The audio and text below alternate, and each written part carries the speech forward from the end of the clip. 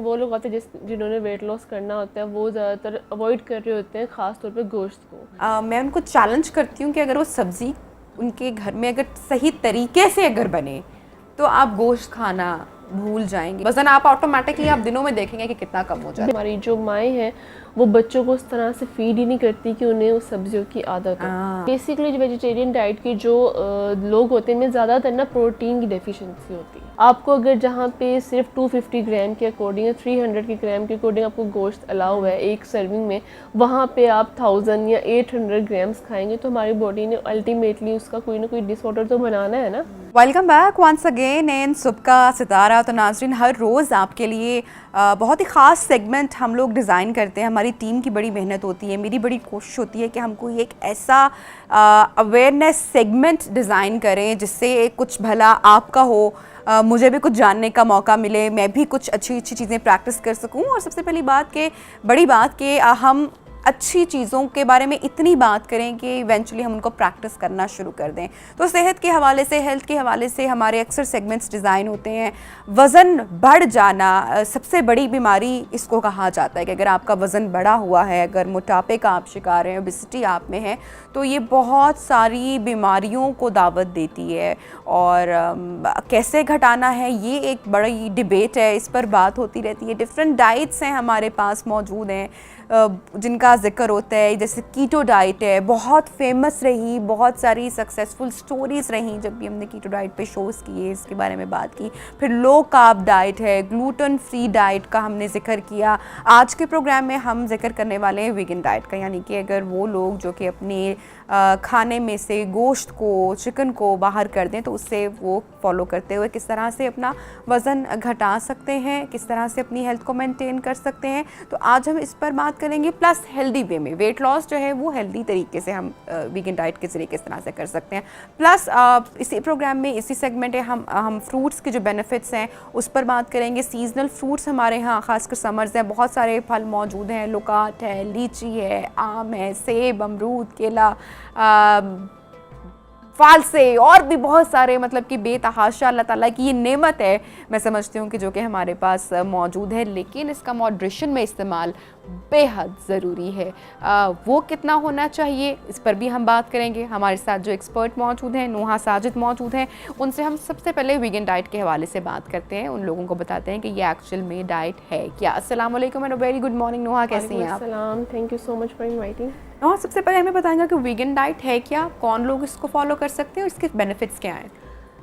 Basically जो vegetarian diet है वो कुछ ऐसे लोग हैं जो बेसिकली उनको या तो प्रोटीन से कोई इशू होता है, लाइक जो हमारा गोश्त और जो मुर्गी है उससे कोई उनको एलर्जी होगी जिसकी वजह से वो ये खा ही नहीं सकते। और कुछ ऐसे लोग होते हैं जो ये खाना पसंद ही नहीं करते। और तीसरी कैटेगरी में वो लोग आते हैं जिन्होंने वेट लॉस करना होता है, वो ज़्यादातर अवॉइड कर रहे होते हैं ख़ास तौर पे गोश्त को, क्योंकि गोश्त में बहुत ज़्यादा कोलेस्ट्रॉल के जो लेवल्स हैं वो हमारे बहुत ज़्यादा हाई हो जाते हैं, क्योंकि हम लोग से कंट्रोल तो होता नहीं जब कुछ खाते हैं, तो बेसिकली हम पोर्शन कंट्रोल नहीं कर पाते। तो जिसकी वजह से हम लोग कुछ ऐसे भी अपने पेशेंट्स हैं जिनको वेजिटेरियन डाइट पे कन्वर्ट कर देते हैं ताकि उनका मतलब कि वेट लॉस भी हो जाए। अच्छा, और बड़े मज़े की बात है कि कुछ लोग जो सब्ज़ियां नहीं खाते, मैं उनको चैलेंज करती हूँ कि अगर वो सब्ज़ी उनके घर में अगर सही तरीके से अगर बने तो आप गोश्त खाना भूल जाएंगे। एंड ट्रस्ट में, आप हर चीज़, मतलब आप यकीन करें कि मैं टिंडे हो गए, बैंगन हो गया, मतलब करेले तक मैं चम्मच से खा लेती हूँ। क्यों? क्योंकि वो बने बड़े ज़बरदस्त तरीके से होते हैं। तो अगर आपने सब्ज़ी को ठीक तरीके से, आपको अच्छी नहीं लगी, दैट मीन्स कि वो सही तरीके से नहीं बन रही है आपके घर में। तो आजकल तो बड़ी आसानी है ना, यूट्यूब पे कितनी सारी वीडियोस, कुकिंग शोज़ मौजूद हैं, रेसिपीज़ हैं। तो अगर आप उनको ट्राई करें तो उसके बेतहाशा फ़ायदे हैं। आप वज़न आप ऑटोमेटिकली आप दिनों में देखेंगे कि कितना कम हो जाता है। बेसिकली जो हमारा आजकल जो न्यू जनरेशन है, एक तो चले कुकिंग का मेथड भी इसमें इन्वॉल्व है, लेकिन दूसरा जो मेथड है, हमारी जो माएँ हैं वो बच्चों को उस तरह से फीड ही नहीं करती कि उन्हें उस सब्जियों की आदत हो। ठीक है, बेसिकली जो करती माएँ मेजर जो, क्योंकि देखें बच्चे ने एक दफ़ा मना किया तो माएँ ने कहा चलो कोई बात नहीं, छोड़ देते हैं, इट्स ओके। तो वो आहिस्ता आहिस्ता उस बच्चे की आदत बन जाती है। अब आपने अक्सर जो सुना होगा, ये जो पम्पकिन है, कद्दू या पीडियट्री बच्चे नहीं खाते हैं। खाते। बच्चे करेले क्या नहीं खाते हैं। नौजवान नस्ल भी तो नहीं खाती बच्चे तो फिर जब माँ बाप नहीं खाएंगे तो ऑब्वियसली बच्चे भी नहीं खाएंगे। बच्चे भी नहीं खाएंगे। तो बेसिकली आपको अपनी हर फूड को एक अपनी आदत बनाना चाहिए और बच्चों को खिलाना चाहिए। अच्छी यहाँ पे मैं टिप देना चाहूँगी कि जब बच्चे उस एज ग्रोइंग एज में होते हैं, एक साथ जब छोटे आपके काबू में होते हैं, असल बात है कि जब आप उनको बिठा के पकड़ सकते हो ना, जब तक तो असल एज वही होती है उनको फीड करने की। आप उस एज में छोटा छोटा जो है ना वो उनको हर सब्जी खिलाना शुरू कर दें। आप देखें आपका बच्चा हमेशा सब्जी खाएगा। मेरा साथ बताएं। हाँ नहीं, उसको 1 साल के बच्चे को तो पता ही ना कि ये क्या है, लेकिन उसको टेस्ट डेवलप हो गया उस चीज़ का। जब आपने इतने छोटे बच्चे को 5, 6, 7 साल की उम्र तक सब्जी चखाई नहीं तो वो कैसे 7 साल के बाद बैंगन, कद्दू या टिंडे खा लेगा। फिर हम कहते हैं कि नहीं भाई हमारा बच्चा तो जो है वो कुछ खाता ही नहीं है, वो तो करेले की सब्जी नहीं खाता, क्योंकि आपने उसको उस राइट एज में उसके टेस्ट से इंट्रोड्यूस नहीं करवाया होता। बिल्कुल। तो इसलिए हम लोग जो अपनी मदर्स हैं उनको जब लोग न्यूट्रिशन का एक एजुकेशन दे रहे थे तो स्पेशली बता रहे होते कि आपने 6 मंथ्स के बाद ही बच्चों को चीज़ें दिखाना स्टार्ट कर देनी है। अगर आप खिलाना नहीं स्टार्ट करते तो दिखाना स्टार्ट कर देना है कि फॉर एग्जांपल आपने एप्पल पकड़ा देना है। फॉर एग्जांपल कोई सब्ज़ी है जिसे आप काट रहे हैं तो वो अपने बच्चे का हाथ में पकड़ा दें ताकि वो देखे, उसको सेंस कर सके।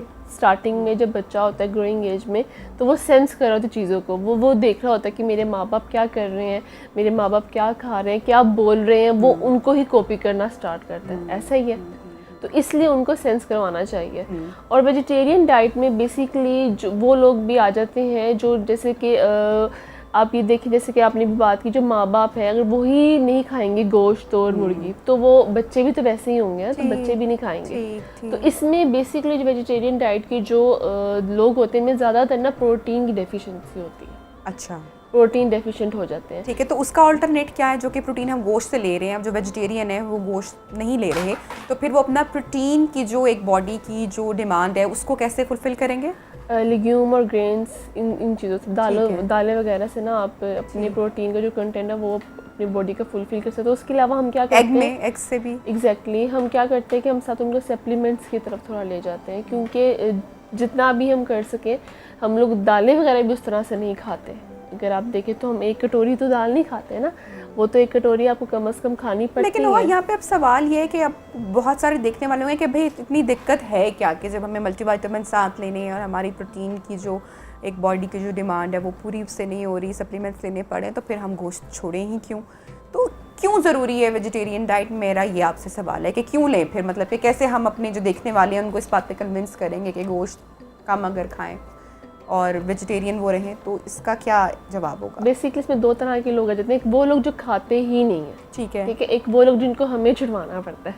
ठीक है, उनको क्यों छुड़वाना पड़ता है? क्योंकि वो जो गोश्त का जो खास पर जो गोश्त है उसका जो कंटेंट है, जो पोर्शन है, वो बहुत ज़्यादा खा रहे होते हैं और वो कहते हैं कि हमसे नहीं कंट्रोल होता। लाइक हम लोग अभी गोश्त हमने पकाया है तो हमारी क्रेविंग्स जो है वो सेटिस्फाइड नहीं होती, हम उसको एक्सप्रेस नहीं कर पाते, तो जिस वजह से हमसे रहा नहीं जाता।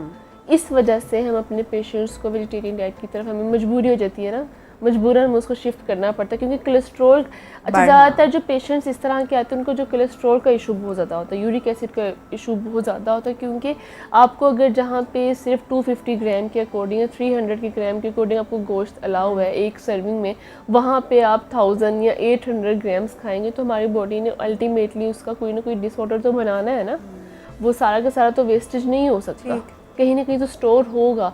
जब स्टोर होगा तो कहीं ना कहीं आपकी बॉडी में किसी न किसी तरह तो साइड इफ़ेक्ट आपको नज़र आएगा, तो जिसकी वजह से आपको थोड़ा सा इसमें अवॉइड करने में हमें थोड़ी सख्ती करनी है। अच्छा, इसमें जो लोग वेजिटेरियन हैं या जिनको गोश्त मना किया गया है, जिनकी आपने कंडीशन भी बताई कि अगर कोलेस्ट्रॉल या यूरिक एसिड या अदर हेल्थ इश्यूज़ हैं तो उनको गोश्त मना किया जाता है, तो वो इस डाइट पर रह सकते हैं। प्लस इसमें जो डेयरी प्रोडक्ट्स हैं वो भी मना हो जाती हैं, या डेयरी प्रोडक्ट सिर्फ आपका जो गोश्त और जो मटन और मतलब कि जो चिकन है यही हम लोग अवॉइड करते हैं, उसके अलावा डेयरी प्रोडक्ट्स में तो नहीं। अच्छा, और जिन बच्चों को हार्मोन्स के भी इशू होते हैं, PCOS का इशू रहता है, उनको भी अक्सर डॉक्टर्स जो हैं वो चिकन, हाँ, उन्हें भी सब्जी पे शिफ्ट करना केस में भी पड़ता है। 2-3 स्कूल ऑफ थॉट्स हैं, कुछ मना करते हैं, कुछ कहते हैं कि नहीं इसका से कोई ताल्लुक नहीं है।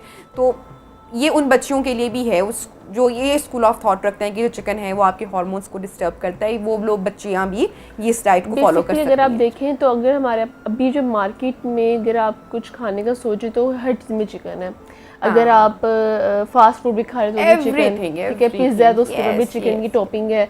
अगर आप कोई मतलब देसी तरफ चल गए तो आप मटन नहीं अफोर्ड कर सकते तो आप फिर वहाँ पे भी चिकन खा रहे हैं, बारबेक्यू खा रहे हैं तो वहाँ भी चिकन खा रहे हैं। तो बेसिकली पीसीओएस में होता ही यही कि आपका जो बॉडी में जो आपके लेवल्स होते हैं हार्मोन्स के वो इंक्रीज़ ही इस तरह करते हैं कि आपकी बॉडी में एक चीज़ का इजाफा होना स्टार्ट हो जाता है। आप एक चीज़ रेगुलर बेसिस पे खा रहे हैं, कॉलेज गोइंग या यूनिवर्सिटी गोइंग बच्चियाँ भी बाहर से खाती हैं तो जिसकी वजह से अल्टीमेटली किसी न किसी सोर्स में वो चिकन ही खा रही होती है। तो इसलिए उनको चिकन मना किया जाता है क्योंकि बॉडी में उसका जो लेवल है वो बहुत ज़्यादा इंक्रीज़ हो जाता है। ठीक।